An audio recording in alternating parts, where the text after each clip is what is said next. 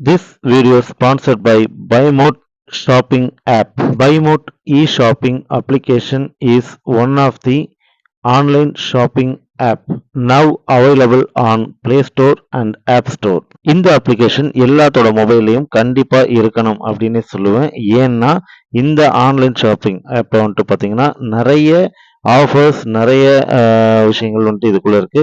கிச்சனுக்கு தேவையான அத்தனை வீட்டுக்கு தேவையான அத்தனை எலக்ட்ரானிக்ஸ் அண்ட் காய்கறிகள் எல்லாமே வந்துட்டு இதில் இருக்குது. ஸோ நமக்கு தேவையான எல்லாமே கம்மி விலையில் நிறைய ஆஃபர்ஸோடு வருது.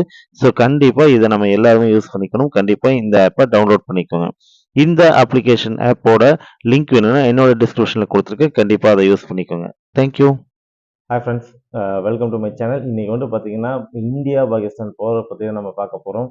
அதுவும் வந்துட்டு எந்த அளவுக்கு போயிட்டுருக்கு அப்படின்னா உலக நாடுகளே எதிர்பார்க்காத ஒரு விஷயம் அப்படின்னு சொல்லலாம். ஏன்னா இந்தியா வந்துட்டு எப்பவுமே வந்துட்டு போரை விரும்பாது.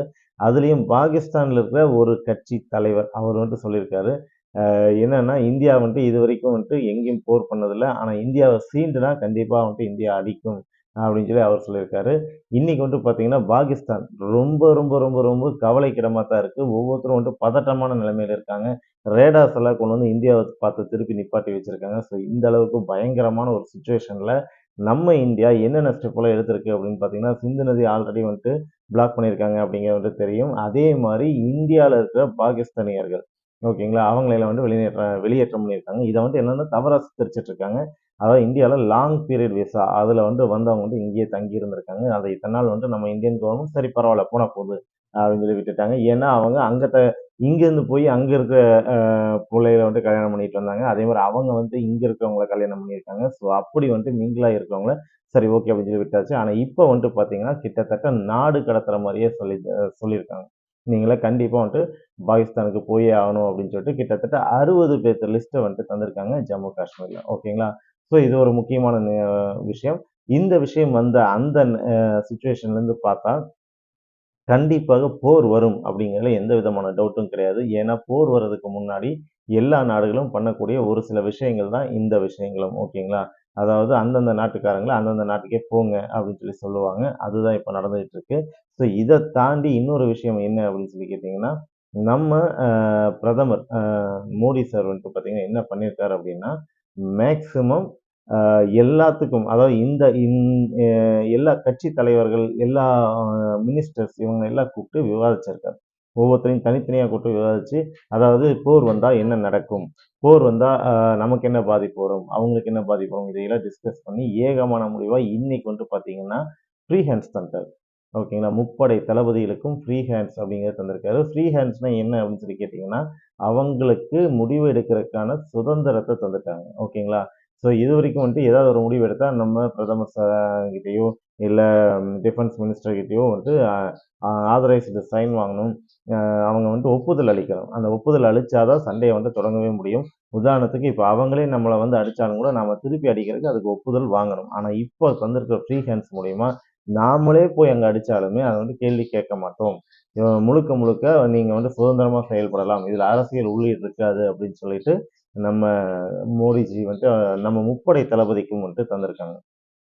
ஸோ இதனால என்ன நடக்கும் அப்படின்னு சொல்லி கேட்டிங்கன்னா, எந்த இடத்துல அடிக்கணும் அப்படிங்கிற டார்கெட்டை நம்ம மிலிட்ரி தான் முடிவெடுக்கும்.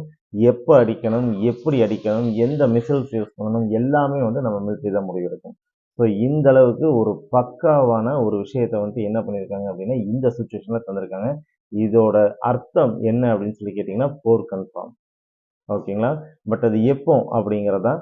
அதுக்கும் வந்துட்டு பாகிஸ்தான்ல இருக்க ஒரு மினிஸ்டரே வந்துட்டு சொல்லியிருக்காரு. இன்னும் அதாவது இப்போ கிட்டத்தட்ட ஒரு 15 மணி நேரத்துக்கு மேலே ஆச்சு. அப்படி இருந்தும் அவர் வந்துட்டு என்ன சொல்லியிருக்காருன்னா, அப்பவே இந்த ஃப்ரீ ஹேண்ட்ஸ் அப்படிங்கிறத தந்த உடனேயே சொல்லிட்டாரு.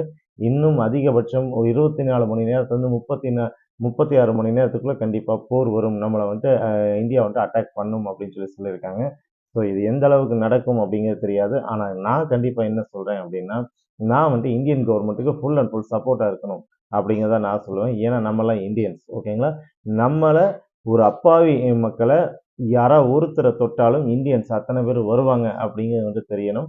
அதனால வந்துட்டு பார்த்தீங்கன்னா, இந்த ரிவெஞ்ச் அப்படிங்கிறது வந்து கண்டிப்பா எடுக்கணும் அப்படிங்கிறது தான் என்னோட அ ஸ்டேட்மெண்ட்டும்.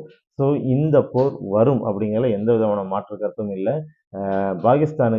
பாகிஸ்தானோட அந்த மனசுக்கு ஓகேங்களா, அந்த தீவிரவாதம்ங்கிற மனசுக்கு வந்து தகுந்த பதிலடி குடுத்து, அத வந்து வேர் அறுக்கணும் அப்படிங்கிறது தான் என்னோட ஒரு ஒப்பீனியனும். ஓகேங்களா. ஸோ இன்னைக்கு வந்துட்டு இந்த சிச்சுவேஷன்ல அ இனிமேல் வார் நிறுத்துறதுக்கான சிச்சுவேஷன்ஸ் ரொம்ப கம்மி. ஐநாவே வந்துட்டு அப்படித்தான் வந்துட்டு ஸ்டேட்மெண்ட்ஸ் தந்திருக்காங்க. ஐநா வந்துட்டு என்ன சொல்லியிருக்காங்க அப்படின்னா, "முடிஞ்ச அளவு போர தவிருங்கப்பா. தவிர்த்தே நிப்பாட்டுங்கப்பா" அப்படின்னு சொல்லி உறுதியா சொல்ல முடியல. தவிருங்க அப்படின்னு சொல்லியிருக்காங்க. ஸோ இன்னும் இன்னும் நெறைய விஷயங்கள் போய்க்கிட்டே இருக்கு. அப்போதைக்கப்போ உடனே உடனே அப்டேட் பார்க்கணும்னா நம்ம சேனல சப்ஸ்கிரைப் பண்ணி, லைக் பண்ணி வச்சுக்கோங்க. அப்பதான் நான் போடுற இந்த மாரி விஷயங்கள் எல்லாமே உங்களுக்கு உடனே உடனே நோட்டிஃபிகேஷனா வரும். ஓகேங்களா? Thank you.